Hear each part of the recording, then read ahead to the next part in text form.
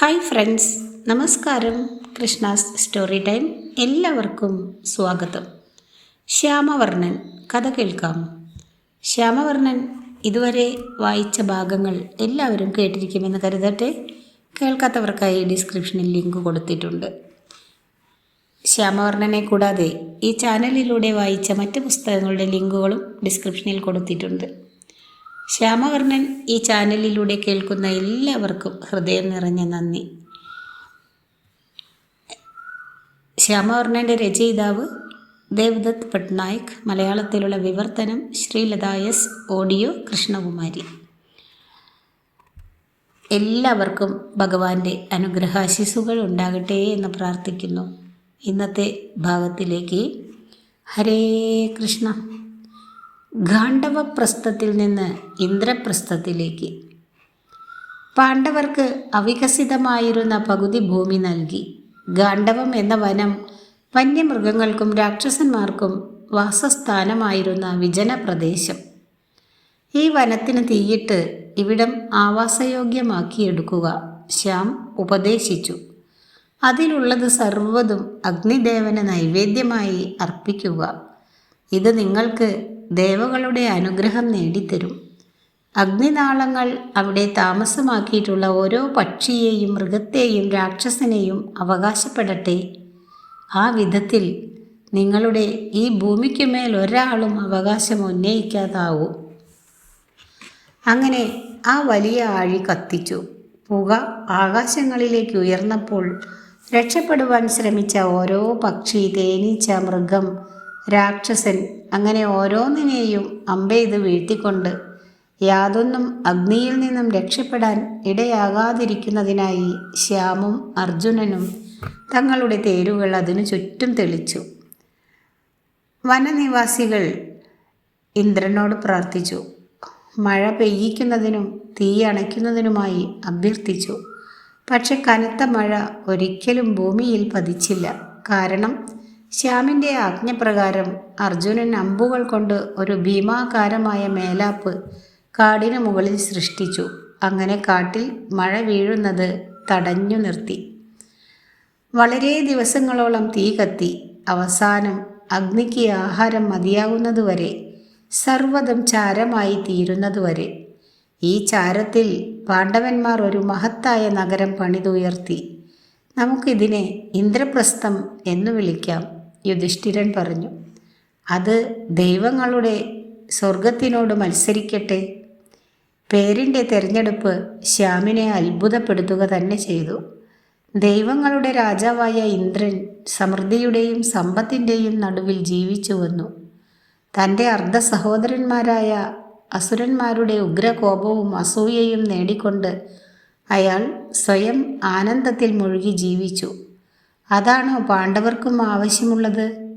കൗരവരെ അസൂയപ്പെടുത്തൽ? രാജാക്കന്മാർ രാജ്യത്തിനു വേണ്ടിയാണോ അതോ രാജ്യം രാജാക്കന്മാർക്ക് വേണ്ടിയാണോ നിലകൊള്ളുന്നത്? എപ്പോഴും പുതിയ പാർപ്പിട താവളങ്ങളും നഗരങ്ങളും നിർമ്മിക്കുന്നതുമായി കൃഷ്ണൻ ബന്ധപ്പെട്ടിരിക്കുന്നു. കുട്ടിയായിരിക്കുന്ന കാലത്ത് വൃന്ദാവനം, മുതിർന്നപ്പോൾ ദ്വാരാവതിയും ഇന്ദ്രപ്രസ്ഥവും. മനുഷ്യർക്ക് വാസസ്ഥലം ഒരുക്കുന്നതിനു വേണ്ടി കാടുകൾ നശിപ്പിക്കേണ്ടി വരുമെന്ന് ഈ കഥ നമ്മെ ഓർമ്മിപ്പിക്കുന്നു. അത് ആ പ്രക്രിയയിൽ സംഭവിക്കുന്ന അതിക്രമം പ്രത്യക്ഷത്തിൽ എടുത്തു കാണിക്കുന്നു. അത് അഗ്നിക്കുള്ള ത്യാഗമായി യുക്ത്യാനുസൃതമാക്കുന്നു. സംപ്രീതനായ അഗ്നിദേവൻ അർജുനനും കൃഷ്ണനും അനേകം സ്വർഗീയ ആയുധങ്ങൾ, അർജുനൻ്റെ പ്രശസ്തമായ ഗാണ്ഡീവം വില്ല് ഉൾപ്പെടെ സമ്മാനമായി നൽകുന്നു. അർജുനൻ്റെയും കൃഷ്ണൻ്റെയും ഇടയിൽ ഒരു സവിശേഷ ബന്ധം സ്ഥാപിക്കപ്പെടുന്നുണ്ട്. അവർ നരൻ്റെയും നാരായണൻ്റെയും പ്രതിരൂപങ്ങളാണ്. ഗുപ്തന്മാരുടെ ഭരണകാലത്ത് 1600 വർഷങ്ങൾക്ക് മുൻപ് ഡിയോഗാറിൽ ഒരു ക്ഷേത്രച്ചുവരിൽ നാരായണനെ 4 കൈകളോടെയും നരനെ 2 കൈകളോടെയുമാണ് വരച്ചിരിക്കുന്നത്. നരനാരായണൻ അഥവാ അർജുനൻ കൃഷ്ണൻ, സ്വാമി നാരായണൻ വിശ്വാസത്തിൻ്റെ കേന്ദ്ര ദൈവമാണ്. പുരാണങ്ങൾ വ്യത്യസ്ത തരത്തിലുള്ള സ്വർഗങ്ങൾ പരാമർശിക്കുന്നുണ്ട്. ഇന്ദ്രൻ്റെ ദേവലോകം എന്ന സ്വർഗം വിശപ്പിനെ തൃപ്തിപ്പെടുത്തുന്ന ഇടം, ശിവന്റെ സ്വർഗം വിശപ്പ് കവിഞ്ഞു നിൽക്കുന്ന ഇടം, വിഷ്ണുവിൻ്റെ സ്വർഗമായ വൈകുണ്ഠം മറ്റുള്ള ആളുകളുടെ വിശപ്പ് പരിഗണിക്കുന്ന ഇടം, പ്രേതലോകം അഥവാ നരകം വിശപ്പ് തൃപ്തിപ്പെടാതെ ഇരിക്കുന്ന ഇടമാണ്. അടുത്ത ഭാഗം ശ്യാമും ദ്രൗപദിയും. ഇന്ദ്രപ്രസ്ഥത്തിലെ രാജ്ഞിയായ ദ്രൗപദി 5 പുത്രന്മാരെ പ്രസവിച്ചു. ഓരോ പുത്രനും പാണ്ഡവരിൽ ഓരോരുത്തരുടേതായിരുന്നു. ഇവർ ഉപപാണ്ഡവർ എന്നറിയപ്പെട്ടു. ഭർത്താക്കന്മാരാലും പുത്രന്മാരാലും ചുറ്റപ്പെട്ട് അവൾ അതീവ സന്തുഷ്ടയായി ഇരുന്നു. ഒരു ദിവസം അവളുടെ 5 ഭർത്താക്കന്മാരും ശ്യാമും ഗംഗയിൽ കുളിച്ചുകൊണ്ടിരിക്കവേ അവൾ ഗംഗയുടെ തീരത്ത് നിൽക്കുകയായിരുന്നു. സ്വയം ശരീരം ഉണക്കാനായി അവൾ നദിയിൽ നിന്ന് കുളിച്ചു കയറി വന്നപ്പോൾ ശ്യാമിൻ്റെ മഞ്ഞമുണ്ട് നഷ്ടപ്പെട്ടിരിക്കുന്നതായി ദ്രൗപദി ശ്രദ്ധിച്ചു. അത് നദിയിൽ വീണുപോയി. നദിയിലെ ഒഴുക്ക് അത് ദൂരത്തേക്ക് കൊണ്ടുപോകുകയും ചെയ്തു. എന്തെങ്കിലും മടിയോ അമ്പരപ്പോ കൂടാതെ ദ്രൗപദി അവളുടെ വസ്ത്രത്തിൽ നിന്ന് ഒരു കഷ്ണം വലിച്ചു കീറിയെടുത്ത് അത് ശ്യാമിന് നൽകി. ഇത് വെച്ച് ദേഹം മൂടിക്കോളൂ പ്രിയ ചങ്ങാതി, അവൾ പറഞ്ഞു.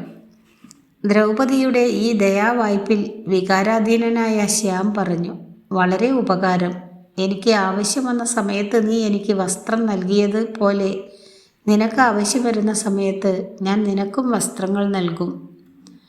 ആ ദിവസം മുതൽ ശ്യാമും ദ്രൗപദിയും ഒരു സവിശേഷ സ്നേഹബന്ധം പരസ്പരം പങ്കുവച്ചു. അവൾ അയാളുടെ പ്രേമഭാജനമായ രാധ ആയിരുന്നില്ല. രുക്മിണിയെയോ സത്യഭാമയെയോ പോലെ അവൾ അയാളുടെ ഭാര്യയും ആയിരുന്നില്ല. സുഭദ്രയെപ്പോലെ അവൾ അയാളുടെ സഹോദരിയും ആയിരുന്നില്ല. ധനുർവിദ്യാ മത്സരവേദിയിൽ വെച്ച് കർണനെ അവഹേളിച്ച അഹങ്കാരിയായ പാഞ്ചാല രാജകുമാരിയും ആയിരുന്നില്ല. അവൾ അയാളുടെ സ്നേഹിത ആയിരുന്നു. എന്തുകൊണ്ടാണ് കൗരവർ ദ്രൗപദിയുടെ വസ്ത്രാക്ഷേപം നടത്തുന്ന വേളയിൽ കൃഷ്ണൻ അവളുടെ രക്ഷയ്ക്കെത്തുന്നതെന്ന് വിശദീകരിക്കുന്ന അനേകം കഥകളിൽ ഒന്നു മാത്രമാണ് ഇത്. മറ്റൊരു കഥയിൽ കൃഷ്ണൻ്റെ കൈ മുറിഞ്ഞ വേളയിൽ ദ്രൗപദി തൻ്റെ വസ്ത്രത്തിൻ്റെ ഒരു കഷ്ണം മുറിവ് വെച്ച് കെട്ടുന്ന തുണിക്കഷ്ണമായി നൽകുന്നുണ്ട്. ദ്രൗപദി കൃഷ്ണനെ സഖൻ അഥവാ സുഹൃത്ത് ആയിട്ടാണ് തിരിച്ചറിയുന്നത്. പാരമ്പര്യപ്രകാരം പുരുഷന്മാർക്ക് പുരുഷ ചങ്ങാതിമാർ അഥവാ സഖന്മാരും സ്ത്രീകൾക്ക് സ്ത്രീ ചങ്ങാതിമാർ അഥവാ സഖിമാരുമാണ് ഉണ്ടായിരിക്കുക. ഒരു പുരുഷനായ കൃഷ്ണൻ്റെയും ഒരു സ്ത്രീയും മറ്റൊരാളുടെ ഭാര്യയുമായ ദ്രൗപദിയുടെയും ഇടയിലുള്ള ബന്ധം അനുപമമാണ്. അയാൾ ശ്യാമാണ്, അവൾ ശ്യാമയും. തമിഴ് നാടോടി പുരാവൃത്തങ്ങളിൽ അവൾ കാളിയുടെ പ്രതിരൂപമാണ്. ധർമ്മിഷ്ഠരല്ലാത്ത രാജാക്കന്മാരുടെ രക്തം കൊണ്ട് ദാഹം ശമിപ്പിക്കുവാൻ തീരുമാനിച്ചുറച്ചവൾ. അടുത്ത ഭാഗം സുഭദ്ര അർജുനൻ്റെ ഒപ്പം ഒളിച്ചോടുന്നു. ശ്യാമിൻ്റെ ഉപദേശമനുസരിച്ച് ദ്രൗപദി ഓരോ വർഷവും ഓരോ ഭർത്താവിനൊപ്പം ജീവിക്കട്ടെ എന്ന് പാണ്ഡവർ സമ്മതിച്ചു. അങ്ങനെയാകുമ്പോൾ സഹോദരന്മാർ തമ്മിൽ വഴക്കോ മത്സരമോ ഒന്നും ഉണ്ടാവുകയില്ല. ആരെങ്കിലും ഈ നിയമം ലംഘിച്ചാൽ അയാൾ 1 വർഷം നീണ്ടു നിൽക്കുന്ന തീർത്ഥാടനത്തിന് പോകണം. ഒരു ദിവസം ശ്യാം അർജുനൻ്റെ വില്ല് ദ്രൗപദിയുടെ മുറിയിൽ ഒളിപ്പിച്ചു വെച്ചു. അപ്പോൾ മുതിർന്ന പാണ്ഡവനായ യുധിഷ്ഠിരൻ്റെ ഒപ്പം കഴിയുന്ന തൻ്റെ ഭാര്യയുടെ മുറിയിൽ കയറുവാൻ അയാൾ നിർബന്ധിതനാവുമല്ലോ. ഈ ഔചിത്യ ലംഘനത്തിന് പ്രായശ്ചിത്തം ചെയ്യുന്നതിനായി അർജുനന് 1 വർഷം നീണ്ടു നിൽക്കുന്ന തീർത്ഥയാത്രയ്ക്ക് പോകേണ്ടി വരുമല്ലോ.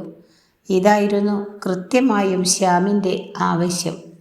തൻ്റെ യാത്രക്കിടയിൽ അനേകം രാജകുമാരിമാരെ അർജുനൻ കാണാനിടയാകും. അവരെ വേൾക്കുകയും ചെയ്യുമെന്ന് ശ്യാമിന് അറിയാമായിരുന്നു. ഈ വൈവാഹിക ബന്ധങ്ങൾ ഇന്ദ്രപ്രസ്ഥത്തെ കൂടുതൽ ശക്തരാക്കും. അർജുനൻ വിവാഹം ചെയ്ത സ്ത്രീകളുടെ കൂട്ടത്തിൽ നാഗരാജകുമാരിയായ ഉലൂപിയും മണിപ്പൂർ രാജകുമാരിയായ ചിത്രാംഗതയും ഉണ്ടായിരുന്നു.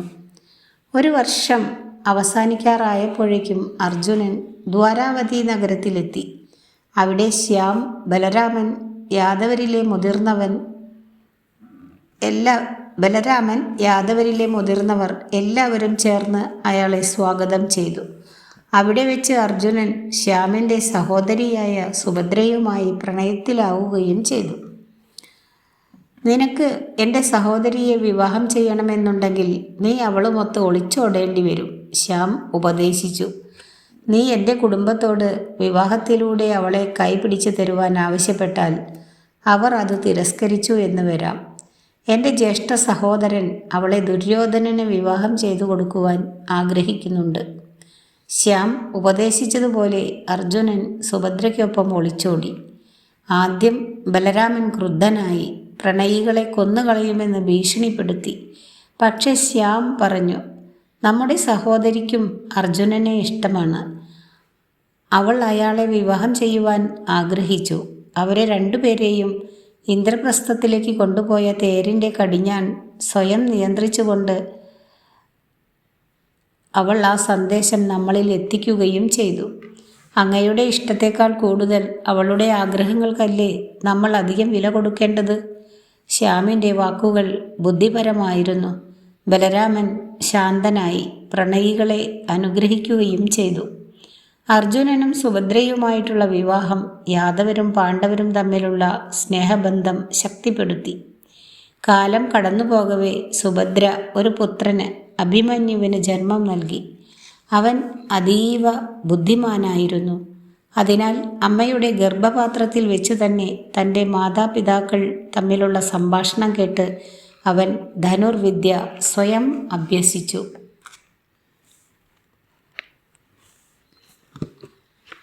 ദ്രൗപദി തൻ്റെ ഭർത്താക്കന്മാരെ കൊണ്ട് അവർ ആരും അവരുടെ മറ്റു ഭാര്യമാരെ ഇന്ദ്രപ്രസ്ഥത്തിലേക്ക് കൊണ്ടുവരികയില്ലെന്ന് ഒരു പ്രതിജ്ഞ എടുപ്പിച്ചിരുന്നു. അതുകൊണ്ട് അർജുനന് സുഭദ്രയെ വീട്ടിലേക്ക് കൊണ്ടുപോകുവാൻ സാധിക്കില്ല. പക്ഷേ ദ്രൗപദിയെ പറ്റിക്കുവാൻ കൃഷ്ണൻ ഒരു വഴി കണ്ടുപിടിച്ചു.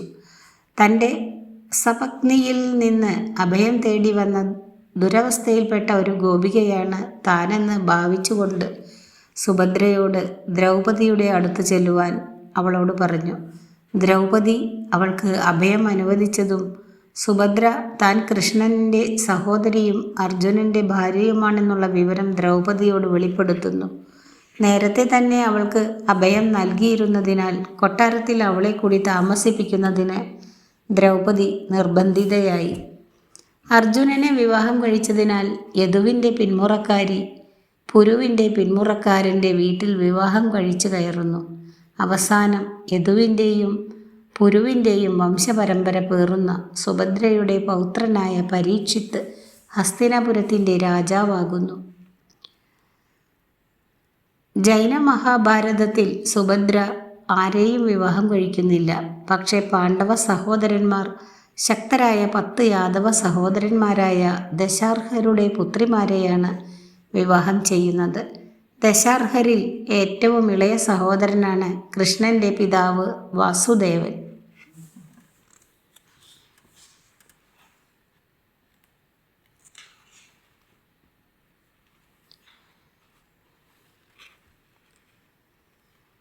ഇതോടുകൂടി ഇന്നത്തെ ഭാഗം അവസാനിപ്പിക്കുന്നു. അടുത്ത ഭാഗമായ ശ്യാമും അർജുനനും എന്ന ഭാഗം അടുത്ത ദിവസം കേൾപ്പിക്കാം. വീഡിയോ ഇഷ്ടമായാൽ എല്ലാവരും ലൈക്ക് ചെയ്യുക, പ്രിയപ്പെട്ടവർക്കായി ഷെയർ ചെയ്യുക, സബ്സ്ക്രൈബ് ചെയ്യാത്തവർ സബ്സ്ക്രൈബ് കൂടി ചെയ്യുക. താങ്ക്